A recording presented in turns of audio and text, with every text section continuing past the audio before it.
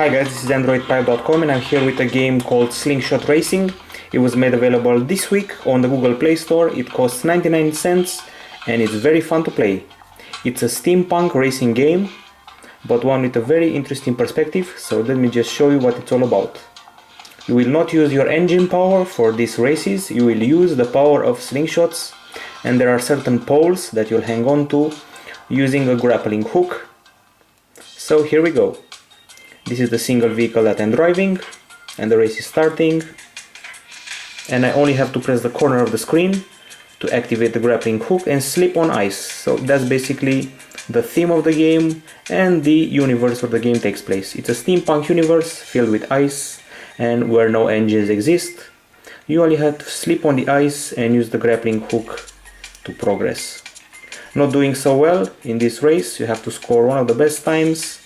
And the events from the game are divided into 4 sections. Races against time, you get chased by a huge vehicle that will devour you, and races against the clock, plus a race that involves you picking up cogs, and finally racing for the podium against 3 other fellow drivers. This one was the race against time, and now it's time to show you a race against some other competitors. There's also a cool multiplayer feature in this game. You can actually play multiplayer with people on the same device. I'll show you later on. Graphics are pretty cool. Music is arcadish, if I can say so. So I'm racing now against 3 other competitors. We may run into each other. We may use the inertia of slipping on ice to get further. Or maybe I'm going to take a curve on a tighter trajectory than they did and come ahead. So now I'm first because I took that turn tighter. All of this is done simply by slipping on the ice and using that rope to grab tight with the grapple hook and spin on and on. This is lap 7 of 8 and I should be able to finish first. This is the final lap. Of course, this is one of the first levels, that's why I'm doing so great. Okay, so you get cogs once you reach the first place, and you have to gather those cogs in order to unlock further races. As you can see at the finish line, there's a slight slow motion capture of your ending lap, and those are the shapes of the various tracks that I'm racing on. As you can see, I keep gathering cogs. I have 41 gathered right now, and the races get tougher, you get less cogs. And let me show you. This is a race against time, and this is a race where you get chased by the huge vehicle I was talking about. So, as I said, race for the podium, get chased by the car, play against the clock, or pick up cogs. My least favorite is getting chased by this vehicle. This is also one of the hardest races, if I remember well. Pretty hard to take curves, and I already smashed into the wall, probably going to get chased by that huge bulldozer or whatever it is, ice picker, and here it comes after me. The ideal is to be the last to be chomped by the chomper, that's the name of the vehicle, and I'm 4th. And now let's show you that race with the cogs, probably more interesting. Very fun to play game, an original idea finally. After so many racing games where you go round and round and round like a sheep, finally an interesting twist to going around like a sheep.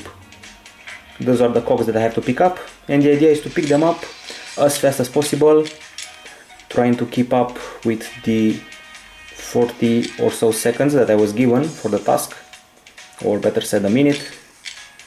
I just pick up some more and only one left. So basically it's just like the time race, only you have to pick stuff up to stay in the game. As far as I know, there are no upgrades in this game. What you see is what you get, the standard vehicle. You can only change its color, but I'm going to show that later. So let's try to get that nasty cog. So here we are. Finish the race. I showed you all the 4 competition modes of this game. And now let's go back to the start menu and show you how you can tweak just a little bit the experience. Okay, so you can choose the shape of the vehicle, some designs here, Some of them you can purchase, there's a dollar sign above them. And also you can change the color, so I can make this green one become red, throw in some yellow. And there are two modes, the career mode that you saw earlier, you just race, gather cogs, unlock new races, and the tournament mode. This is the settings area in case you're wondering. And now let me show you the tournament mode. This is the one where you play with your family, so this is AI, and me. And this is once again me, and once again me. So 3 human players and 1 computer player. Here we go. You can also pick one of these races.